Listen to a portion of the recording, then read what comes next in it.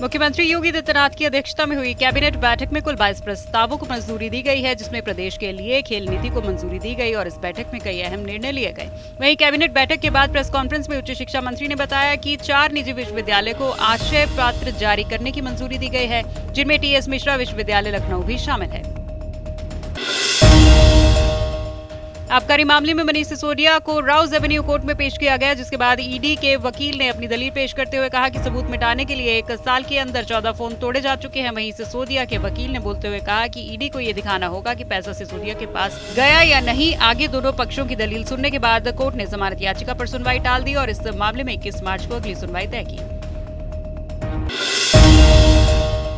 निकाय चुनाव में आरक्षण तय करने के लिए बनाए गए आयोग ने मुख्यमंत्री योगी आदित्यनाथ को आज अपनी रिपोर्ट सौंपी, जिसके बाद डिप्टी सीएम केशव प्रसाद मौर्य एक बयान सामने आया है, जिसमें उन्होंने कहा कि भाजपा सरकार पहले दिन से ही चाहती है कि पिछड़ों को आरक्षण दिए बिना निकाय चुनाव नहीं कराएं और सरकार हमेशा ही निष्पक्ष और पारदर्शी चुनाव चाहती है। हुए माननीय सर्वोच्च न्यायालय ने जो हमें समय दिया, माननीय उच्च न्यायालय के आदेश पर रोक लगाते हुए उसके आधार पर डेडिकेटेड कमीशन का गठन किया गया है। उसकी रिपोर्ट माननीय मुख्यमंत्री जी को सौंपी गई है और सरकार की जो भावना पहले थी, सरकार की भावना आज भी है और यह सरकार की भावना बाद में भी रहेगी।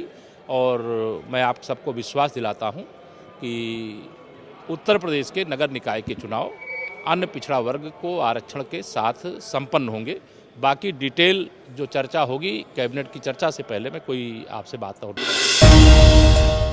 इटावा पहुंचे सपा महासचिव शिवपाल यादव ने एक निजी स्कूल का उद्घाटन किया। साथ ही सभा को संबोधित करते हुए उन्होंने कहा कि नेताजी की वजह से यूपी में शिक्षा के मामले में गाजियाबाद के बाद नंबर 2 पर इटावा है। वहीं आगे उन्होंने बीजेपी पर पलटवार करते हुए कहा कि बीजेपी ने भ्रष्टाचार के मामले में सारे रिकॉर्ड तोड़ दिए और किसी भी सरकारी कार्यालय में बिना रिश्वत के कोई काम नहीं होता। आज भ्रष्टाचार तो इतना पनप गया है, कहीं पर भी जाओ, किसी भी कार्यालय में जाओ, बिना रिश्वत के कहीं पर भी सुनवाई नहीं हो सकती। और फिर भारतीय जनता पार्टी ने भ्रष्टाचार के मामले में सारे रिकॉर्ड तोड़ दिए। लालू प्रसाद यादव से जुड़े लैंड फॉर जॉब स्कैम में सीबीआई के बाद अब ईडी टीम एक्शन में है। इसी केस में आज ईडी की टीम ने लालू प्रसाद यादव के परिवार सदस्यों समेत उनके करीबियों पर एक साथ कई राज्यों में छापेमारी की। इसी बीच गाजियाबाद में सपा नेता जितेंद्र यादव के यहाँ भी ईडी की टीम पहुंची है और इस मामले में पूछताछ की है। बताया जा रहा है कि जितेंद्र यादव लालू प्रसाद यादव के समधी हैं।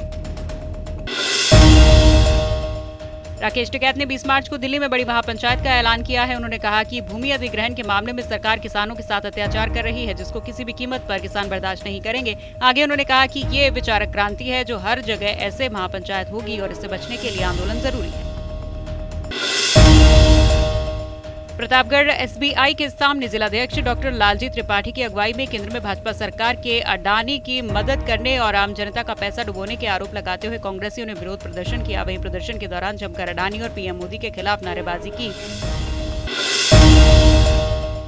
औरैया में स्कूली छात्रों से भरी ऑटो की ट्रक से टक्कर हो गई, जिसमें 2 की मौत हो गई जबकि 6 लोग घायल हुए हैं। वहीं सभी ऑटो सवार छात्र परीक्षा के लिए आखिरी दिन पेपर देकर घर लौट रहे थे। सूचना के बाद मौके पर पहुंची पुलिस और स्थानीय लोगों ने घायलों को अस्पताल पहुंचाया, जिसके बाद अस्पताल में डॉक्टरों ने ऑटो ड्राइवर समेत एक बच्चे को मृत घोषित कर दिया। बाकी छात्रों की हालत गंभीर बताई जा रही है। मसूरी के पास भट्टा गांव के पीस एक कार दुर्घटनाग्रस्त हो गई, जिसके बाद हादसे में 7 लोग घायल हो गए। वहीं हादसे की खबर मिलते ही पुलिस ने राहत बचाव कार्य शुरू कर दिया और घायलों को स्थानीय लोगों की मदद से खाई से निकालकर पुलिस सिविल अस्पताल में भर्ती करवाने पहुंची। बताया जा रहा है कि गाड़ी अनियंत्रित होने के कारण यह हादसा हुआ।